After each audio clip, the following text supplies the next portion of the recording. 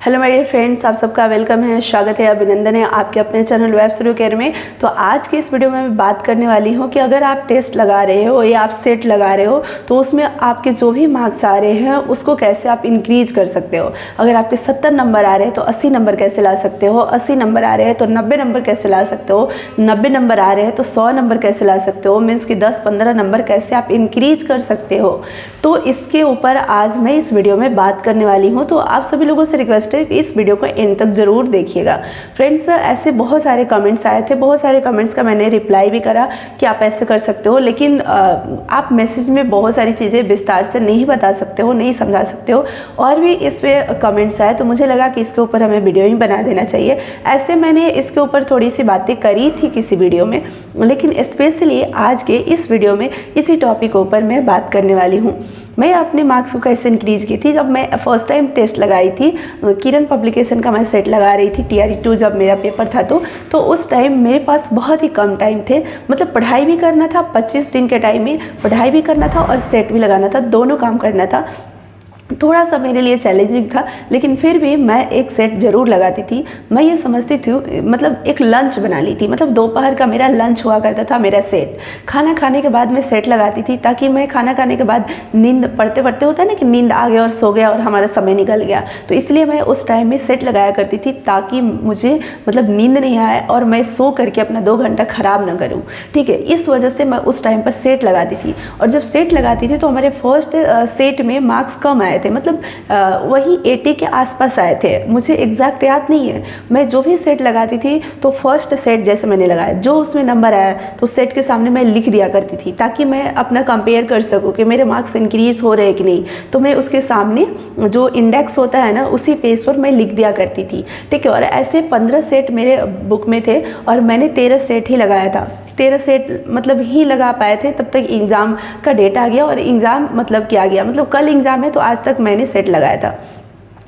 आप लोगों के पास बहुत टाइम है, यानी TRE3 में तो मैं भी शामिल हो रही हूँ। तो इनफैक्ट क्या है कि मेरे पास टाइम नहीं है कि मैं सेट लगाऊँ। जैसे आप लोग पूछते हैं कि आप कौन सा सेट लगा रहे हो, आपको कितने टाइम लग रहे हैं, आपके कितने मार्क्स आ रहे हैं। तो फ्रेंड्स, मैं क्या आप लोगों को बताऊँ, मैं खुद ही सेट नहीं लगा रही हूँ तो मैं कोई झूठी बात ही नहीं बता सकती हूँ ना कि मेरे इतने मार्क्स आ रहे हैं। मैं सेट नहीं लगा पा रही हूँ, बिल्कुल टाइम नहीं मिल पाता है। थोड़ा बहुत बस रिविज़न कर रही हूँ, जो पढ़ी हुई चीज़ें हैं बस। तो सच्चाई मेरा यही है। लेकिन आप सभी लोग सेट लगाओ, आप सभी लोग टेस्ट दो। मैं TRE2 में ये करती थी, ठीक है। और अभी स्कूल से आने के बाद खाना बनाओ, साफ़ सफाई करो, कपड़े धो, सारे काम खुद अकेले करो, तो टाइम नहीं मिलते हैं। ठीक है, तो फ्रेंड्स, मैं ये बताना चाह रही हूँ कि आप अगर डेली सेट लगा रहे हो तो आप एक फॉर्मेलिटी मत समझो कि बस 15 सेट मुझे किसी भी तरह कंप्लीट कर लेना है, फिर इस बुक का सेट लगा लेना है, उस बुक का लगा लेना है। आप एक ही बुक का लगाओ, प्रॉपर तरीके से लगाओ, अच्छे से लगाओ, विश्वास के साथ लगाओ, कॉन्फिडेंस के साथ लगाओ। ठीक है, आपके मार्क्स इंक्रीज होंगे। लेकिन अब मैं बता रही हूँ इंक्रीज करने के तरीके। ठीक है, इंक्रीज ऐसे ही केवल सेट लगाते रहने से नहीं होंगे। आप केवल सेट लगा रहे हो और कुछ नहीं कर रहे हो तो मार्क्स इंक्रीज नहीं होंगे, वही एवरेज मार्क्स बने रहेंगे, 2, 4, 5 नंबर आगे पीछे होते रहेंगे। सही तरीका क्या है, जो मैं करती थी वही चीज़ मैं आप लोगों के साथ शेयर करती हूँ। कोई भी ऐसी चीज़ें नहीं जो बस मैंने बोल दिया और उसका कोई बेनिफिट नहीं मिलेगा। मैंने खुद किया, उसका बेनिफिट मिला, मैं आप लोगों के साथ वही चीज़ बताती हूँ। कुछ अलग आपको और करना हो या कुछ अलग तरीके आपके पास हो तो आप कर सकते हो। मैं अपनी चीज़ें शेयर करती हूँ। अगर आपको लगता है कि ये मैं करके देख सकता हूँ या देख सकती हूँ, अगर इससे बेनिफिट होगा तो आप ज़रूर करो, नहीं होगा तो आप नहीं करना। ठीक है, पहले आप क्या करो कि एक सेट आप लगाओ। आप पहले माइंड में एक बात सेट करो कि मुझे जल्दी जल्दी नहीं किसी भी तरह कंप्लीट करना है। बहुत सारे लोग बोलते हैं कि टाइम लगता है, तो भैया टाइम तो लगेगा ना। आप टेस्ट लगा रहे हो, सेट लगा रहे हो, तो मुझे भी 4 घंटे लगते थे। जितनी ज़्यादा क्वेश्चन गलत होंगे उतनी ज़्यादा टाइम लगेंगे, जितने कम क्वेश्चन गलत होंगे उतने कम टाइम लगेंगे। कम क्वेश्चन गलत होगा तो कम क्वेश्चन का एनालिसिस करना होगा तो कम टाइम लगेगा। ज़्यादा क्वेश्चन गलत होगा, ज़्यादा क्वेश्चन का एनालिसिस आपको देखना होगा तो ज़्यादा टाइम लगेगा। आप समझ रहे हैं। तो फ्रेंड्स, जैसे 80 नंबर आपके आ रहे हैं तो आप 95 नंबर कैसे ला सकते हो, यही क्वेश्चन है ना आप लोगों का। 95 नंबर कैसे ला सकते हो, 100 के करीब कैसे पहुंच सकते हो, 70 आ रहे हैं तो 80 कैसे ला सकते हो, 85 कैसे ला सकते हो। इसके लिए आप पहले तो परेशान होकर सेट मत लगाओ, आप रिलैक्स हो जाओ, आप सेट लगाओ। ठीक है, जो टाइम दिया गया है उसी टाइम में आप सेट लगाओ। कितने क्वेश्चन आप कर पा रहे हो, कितने आप तुक्के लगा रहे हो, कितनी गलतियाँ हो रही है, सब कुछ आपको देखना है। ठीक है, जो क्वेश्चन आप तुक्के लगा रहे हो सेट लगाते समय उस पर गोले मतलब घेर दो। ठीक है, घेरे लगा दो। ठीक है, पहली बात, जो क्वेश्चन जब आप सेट लगा रहे होंगे तो कुछ ऐसे क्वेश्चन होते हैं ना जो आपको याद नहीं है, पता नहीं है, लेकिन समय है तो आप तो छोड़ोगे नहीं, उस पर तुक्के लगा दोगे, तुक्के लगाकर गोले भर दोगे। तो आप उस क्वेश्चन को टिक करना या मतलब मार्क उस पर कुछ करना। ठीक है, कि ये क्वेश्चन हमने तुक्के लगाए हैं। ओके, उसके बाद ऐसे करके सारे पेपर जब आप दे लोगे, मतलब टेस्ट आप दे रहे हो या आप जो भी दे रहे हो, मतलब आप सेट लगा रहे हो, सबकी बातें मैं कह रही हूँ। उसके बाद फिर जब आप देखोगे कि कितने क्वेश्चन आपके सही हुए और कितने आपके गलत हुए, ये आप देखोगे, तो जितने क्वेश्चन गलत हुए, मान लो 10 क्वेश्चन गलत हुए, 15 हुए, और मान लो कि 5 क्वेश्चन पे आपने तुक्का लगाया, 20 हो गए। ठीक है, अब वो आप एक पेपर लेना और उस पेपर पर लिखना जितने क्वेश्चन गलत हुए, तो देखना कि किस टॉपिक से हमारा क्वेश्चन गलत हुआ, उस टॉपिक का नाम लिखना। ऐसे करके जितने टॉपिक से क्वेश्चन गलत हुए उस टॉपिक का नाम लिख लेना। जैसे मान लो ट्रीगो से हमारे क्वेश्चन गलत हो गए, ट्रीगो हमने लिख लिया, ट्रीगो के कौन सा मतलब टॉपिक से गलत हुआ ये आपको लिखना है, कौन सा टॉपिक से क्वेश्चन था जो आपका गलत हुआ। फिर मान लो कोऑर्डिनेट ज्योमेट्री से गलत हुआ, तो कोऑर्डिनेट ज्योमेट्री में तो छोटे छोटे भी क्वेश्चन होते हैं, थोड़ा मुश्किल भी होते हैं, तो कौन से टॉपिक से आपके गलत हो रहे हैं, स्लोप से क्वेश्चन गलत हो रहे हैं या किससे गलत हो रहे हैं, वो आप टॉपिक लिखना। ठीक है, ऐसे करके जितने क्वेश्चन गलत हुए सबका टॉपिक आप लिख लेना कि इस टॉपिक से आपके क्वेश्चन गलत हुए।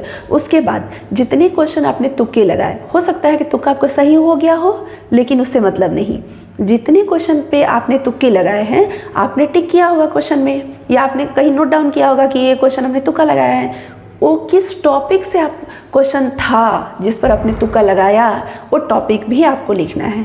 मान लो कि इस सेट में तुक्के आपके सही हो गए और उसी टॉपिक को आप नहीं क्लियर करोगे, तो नेक्स्ट सेट जब आप लगाओगे तो वही क्वेश्चन, उसी टॉपिक से क्वेश्चन आएगा, उस पर अगर आप तुक्के लगाओगे तो गलत हो जाएंगे।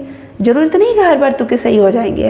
तो इसलिए मैं बोल रही हूँ कि जो क्वेश्चन पर आप तुक्के लगा रहे हो उसका भी टॉपिक नोट करो, और जो क्वेश्चन आपके गलत हो रहे हैं, किस टॉपिक से गलत हो रहे हैं, उस टॉपिक को भी आप नोट डाउन करो। उसके बाद देखो कि इतने सारे टॉपिक से हमारे क्वेश्चन गलत हुए हैं। अब इतने सारे टॉपिक को हमें क्या करना है, तैयार करना है। तो जिस टॉपिक से आपके क्वेश्चन गलत हुए हैं या जिस टॉपिक से क्वेश्चन आए थे जिस पर आपने तुक्का लगाया, उन सभी टॉपिक को अब आपको उस दिन का वर्क आप ले लो कि आज इस पूरे टॉपिक को मुझे पढ़ने हैं।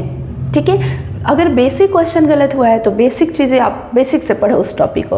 अगर मान लो कि उस टॉपिक में कुछ एडवांस क्वेश्चन था वो गलत हुआ है, तो फिर आप बेसिक चीज़ छोड़ो, उस एडवांस अलग अलग जितने भी क्वेश्चंस होते हैं उस टॉपिक पर उस क्वेश्चन का प्रैक्टिस करो।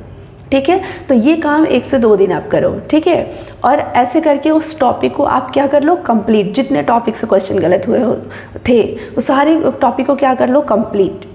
उसके बाद अब फिर कॉन्फिडेंस के साथ आप दूसरा सेट लगाने बैठो। आप लिख लो फ्रेंड्स, जितने मतलब टॉपिक आप तैयार करोगे ना, जितने क्वेश्चन गलत हुए थे जिस टॉपिक से, उस टॉपिक को जब पढ़ करके अच्छे से जब दूसरा सेट लगाओगे ना, तो उस टॉपिक से क्वेश्चन गलत नहीं होंगे। ठीक है, और बाकी जितने भी टॉपिक है वो आपके क्लियर थे, तो आपके मार्क्स इंक्रीज होंगे। ठीक है, तो अगर मान लो उस सेट में भी हो सकता है कि फिर से उसी टॉपिक से कोई क्वेश्चन मान लो बहुत हार्ड पूछ दिया तो गलत हो गया, तो फिर से उस टॉपिक को नोट डाउन करो, कौन सा टॉपिक है जो आपको परेशान कर रहा है, बार बार आपका क्वेश्चन गलत करवा रहे हैं। उस टॉपिक को पूरा मतलब कि एक होता है ना, उसका ए से लेकर जेड तक जितनी चीज़ें क्लियर कर लो। उसके बाद थर्ड टेस्ट लगाओ। ठीक है, उसके बाद देखो कि क्या उस टॉपिक से आपके क्वेश्चन गलत हो रहे हैं। अगर गलत हो रहे हैं तो फिर से आप उसको करो। ठीक है, और क्वेश्चन प्रैक्टिस करो, मतलब रिड्यूस होंगे, कम गलत होंगे। देखो, मैं ये नहीं बोल रही हूँ कि 100% एक्यूरेट हो जाएंगे, कुछ गलतियाँ होगी लेकिन कम होगी। ऐसे आप करोगे ना तो आपके मार्क्स इंक्रीज होंगे, गलतियाँ कम होगी तो मार्क्स इंक्रीज होंगे। ऐसे करते करते अगर 20 क्वेश्चन गलत हो रहे थे और ऐसे आप अगर करोगे तो 10 क्वेश्चन गलत होंगे। फिर आप और उसमें जो टॉपिक है उसको आप क्लियर करोगे तो 5 क्वेश्चन गलत होंगे। ऐसे करके अपनी गलतियाँ को क्या कर सकते हैं, रिड्यूस कर सकते हो। आपकी स्पीड भी बढ़ेंगे, आपके नॉलेज भी बढ़ेंगे, आपका प्रैक्टिस भी होगा, आपका रिविज़न भी होगा, आपका एक्यूरेसी भी होगा, क्वेश्चन कम गलत होंगे, मार्क्स ज़्यादा आएंगे। फिर आपके अंदर कॉन्फिडेंस डेवलप होगा, आपका विश्वास बढ़ेगा, और जब कॉन्फिडेंस डेवलप होगा, विश्वास बढ़ेगा, तो आपका रिजल्ट होगा। तो ये है फ्रेंड्स, ये मेरा मतलब टेक्निक था करने का, मैंने आप लोगों के साथ शेयर किया। आप भी ऐसा करो, बेनिफिट ज़रूर मिलेगा, आप करके तो देखो ऐसे। लेकिन हम सभी लोग गलती क्या करते हैं ना कि सेट लगाया, जितना सही हो गलत, अच्छा इतना गलत हुआ इतना सही, उसका हमने जल्दी जल्दी क्या देख लिया, एनालिसिस देख लिया, इसका आंसर क्या होगा, बस आंसर देख लिया, उसका सॉल्यूशन देख लिया अगर मैथ्स है तो, है ना, बस देख लिया। उसके बाद फिर से दूसरा सेट लगा दिया, फिर से वो गलतियाँ हो रही है, उसी टॉपिक से दूसरे क्वेश्चन पूछ लिए गए, फिर से गलत हो गए। नहीं, उस टॉपिक को ही क्लियर करो। मान लो अगर आप सोशल साइंस ही लगा रहे हो, तो सोशल साइंस में जिस टॉपिक से क्वेश्चन आपके गलत हो रहे हैं, याद नहीं है, उस टॉपिक को पूरा पढ़ डालो ना, ताकि उस टॉपिक से कहीं से भी क्वेश्चन कैसे भी पूछे तो आप बना दो, आपको याद हो। ठीक है, तो इसलिए ये मेरा मानना है कि उस टॉपिक को खलास कर दो, ताकि उस टॉपिक से कहीं से भी कैसे भी क्वेश्चन आए तो आप बना दो।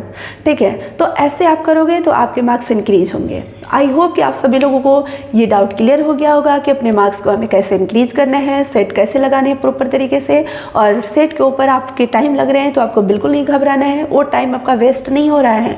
आप कोई रील देखने में आप अपना टाइम वेस्ट नहीं कर रहे हो, जैसे कि आपको गुस्सा आ रहा है कि सेट लगाने में मेरे टाइम इतने ख़राब हो गए, चले गए। वो तो आप सीख रहे हो ना, वो तो आप प्रैक्टिस कर रहे हो ना, तो उसमें तो टाइम लगेंगे और वहाँ टाइम आपको देना पड़ेगा।